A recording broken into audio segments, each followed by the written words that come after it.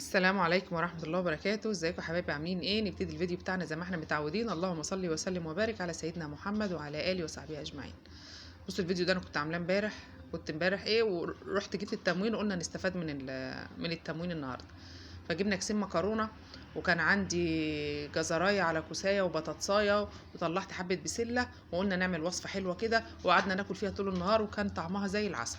هنسمي الله. معانا طاسة فيها زيت، وهنجيب بصلاية واحدة بس تدي التست كده، يعني هي مش مطلوبه في الوصفه قد كده، يعني انت ممكن تعمليها بالخضار، مش لازم بصل، بس احنا هنديها يعني ايه طعم كده. معانا بصلايه هنحطها، ومعانا الحله تانية فيها زيت على العين التانية هنحط فيها كيسين المكرونه اللي احنا جبناهم بالتموين. واخدين بالكم انتوا؟ قلنا نستفاد بقى اي حاجه كده بعد التموين ما غلى كمان.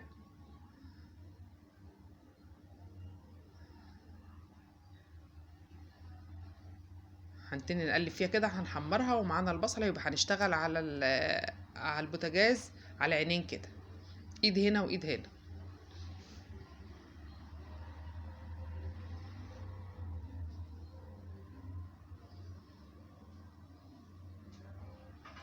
وهنقلب في البصله كده، يا دوب نديها ايه، تبقى يعني لونها يتغير صفار بسيط كده، يعني لا هنحمرها ولا هتبقى بيضه زي ما قلت لكم كده. ومعانا طماطمايه على قرن فلفل على فصين توم، والفلفل ده اختياري، عايزاه سبايسي ماشي، عايزاه بارد براحتك، ده حاجه ترجع لك انت. انا حطيت من ده على ده يعني عشان ما تبقاش حاميه قوي برضه، عشان ايه؟ عشان خاطر اياد.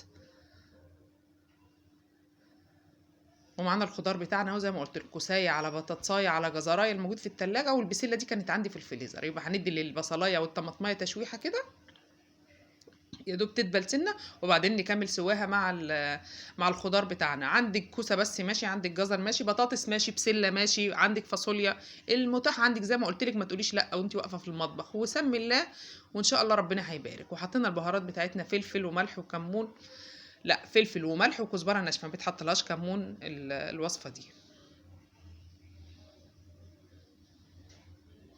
واعملي ملحها حلو بقى، وظبطيها، وحط لها حته السمنه الفلاحي هنا. على فكره انا كنت مشوحه البصلايه هنا بسمنه فلاحي مش بزيت، المكرونه هي اللي انا عاملاها بالزيت. معلقه السمنه البلدي بقى اللي هي البيضه ديت، مش المصفرة، عطت طعم وعطت تيست جميل جدا في الوصفه. بنقلبها زي ما قلت لكم، بنوطي عليها شمعة خالص، ونسيبها تتشوح منها فيها كده، تدبل كده. طبعا انتوا عارفين الخضار دوت ما بياخدش سوا يعني. حتى والله العظيم البسله يعني ما زودتلهاش ميه ولا حاجه، وحطيتها في قلب بعد، هتشوفوه دلوقتي هنعملها ازاي.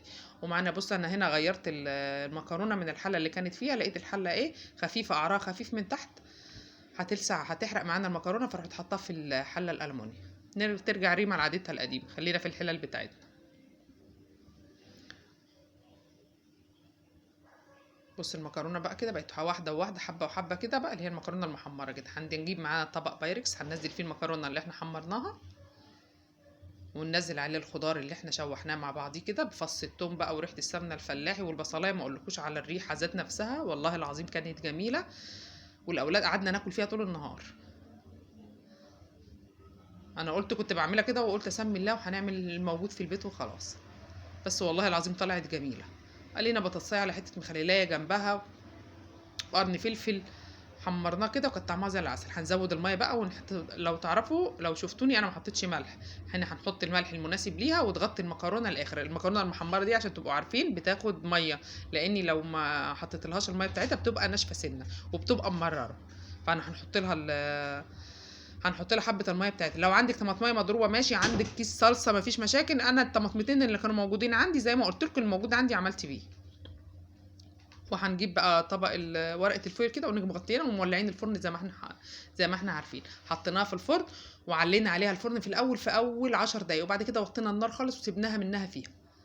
وطبعا انت بتختبري السوا بتاعها كل شويه.